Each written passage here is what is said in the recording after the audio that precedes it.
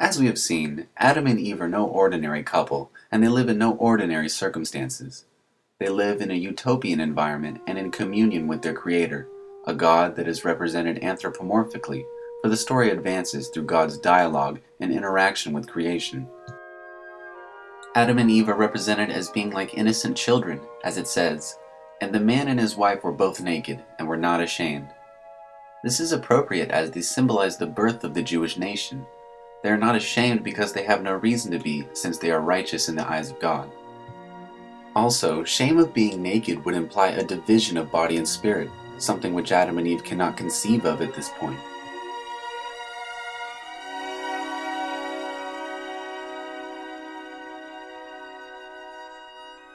Living in the garden, their existence is a blissful and bountiful one. But paradise is about to meet its first challenge. In chapter 3, the serpent is introduced.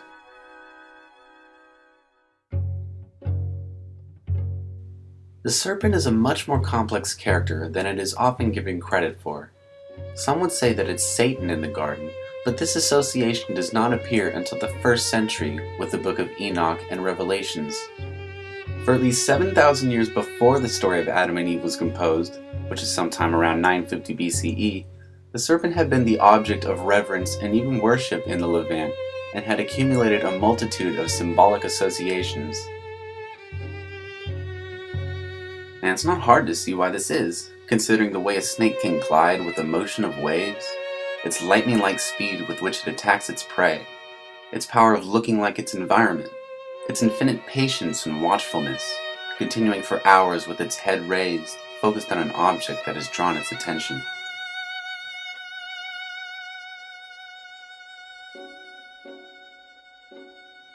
But perhaps the qualities most persistently associated with the serpent have been that of immortality and rejuvenation.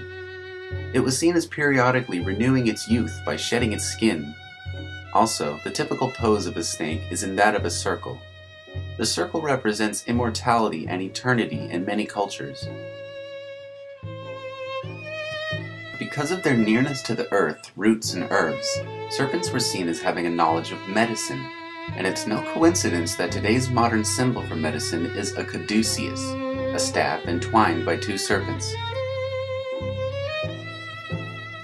This symbol has its origin in a staff belonging to a Greek god known as Asclepius. Asclepius was a legendary figure who was divinized and worshipped in ancient Greece. He was known as the god of physicians, and according to legend, he healed the sick and revived the dead. His staff was perhaps the original walking stick of traveling doctors, but later received symbolic meanings of helpfulness or wisdom. Those serpents were most often affiliated with pagan religion. The Jews' attitude toward them was far from being completely negative. We only need to look to the book of Exodus, where we find Moses and Aaron intimidating the Pharaoh by turning a staff into a snake. As we read, Aaron threw down his staff before Pharaoh and his officials, and it became a snake. Then Pharaoh summoned the wise men and the sorcerers. Each one threw down his staff, and they became snakes, but Aaron's staff swallowed up theirs. The Jews recognized the enchanting and mysterious, yet uncanny and fearsome qualities of the serpent, and these sentiments were practically universal in the ancient world. When it's described anthropomorphically, as it is in chapter 3, the serpent is said to have been the most cunning of all the wild beasts that God had made. And this is immediately apparent with the first words at its mouth, as it says to Eve, "Did God really say you shall not eat from any tree in the garden?" The serpent uses innuendo to initiate conversation. It symbolizes a worldly wisdom, one of rhetoric and rationalizations. Accordingly, it only appears when Adam and Eve dialogue with the idea of transgressing the boundaries that God has set for them. Eve replies, saying, "We may eat of the fruit of the trees of the garden, but of the fruit of the tree that is in the middle of the garden, God said, 'Do not eat it, nor shall you touch it, or you shall die.'"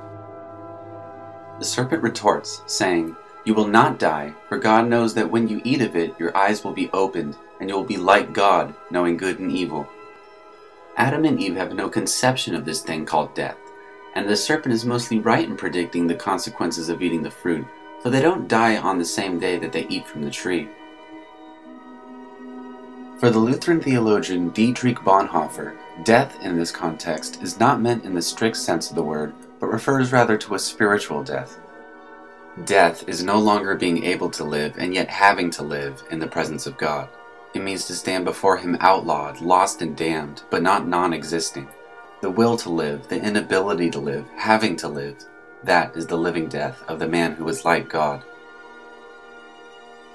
So when the woman saw that the tree was good for food, and that it was a delight to the eyes, and that the tree was to be desired to make one wise, she took of its fruit and ate.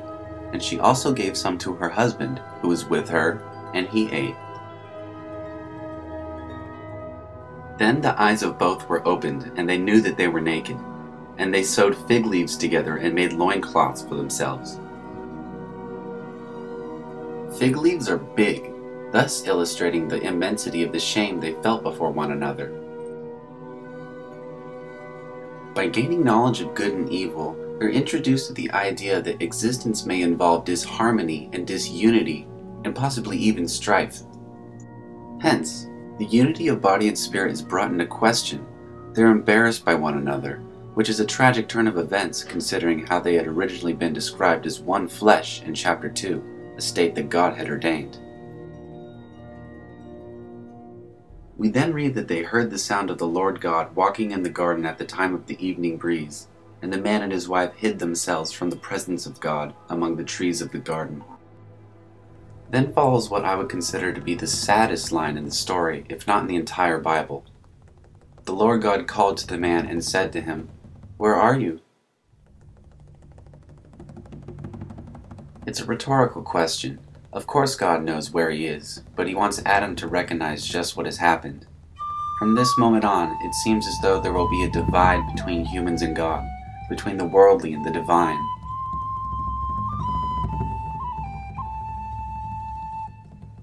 When asked if he had eaten from the tree, Adam tries to defend himself, saying, "The woman whom you gave to be with me, she gave me the fruit from the tree, and I ate." Notice Adam implicitly blames God for his own actions.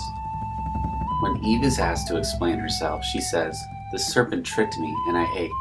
Neither one of them were willing to take responsibility for themselves.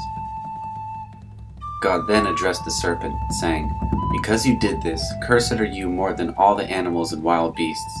Upon your belly you shall go, and dust you shall eat all the days of your life. I will put enmity between you and the woman, and between your offspring and hers. He will strike your head, and you will strike his heel." Apparently, the serpent is a creature that originally had limbs in the story. God then addresses Eve, saying, "I will greatly increase your pangs in childbearing.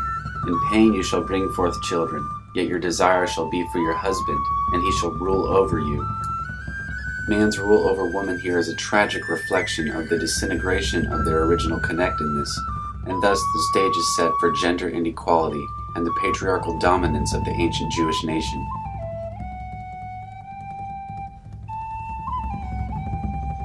Addressing Adam, God says, "Cursed is the ground because of you. In toil you shall eat of it all the days of your life.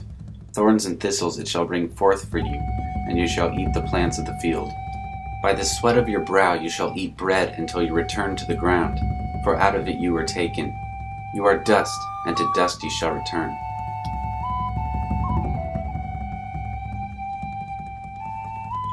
It's important to note that in the Hebrew text, the word for Adam's toil in the fields and the word for Eve's excruciating pain in childbearing come from the same root. For Eve, it's be'etzev. For Adam, the word is itzabon. Both of these words come from the Hebrew word atzev, which means to hurt, to pain, or to grieve. Both Adam and Eve must labor in their own way as a result of their actions. So in this sense, they are both cursed equally. Adam and Eve now live in a very different world. In their pursuit of divine knowledge, they have succeeded in becoming like God in knowing good and evil, but to them it is a harrowing distinction, as it sets apart man from woman, mankind from beast, mankind from earth, and above all, mankind from God.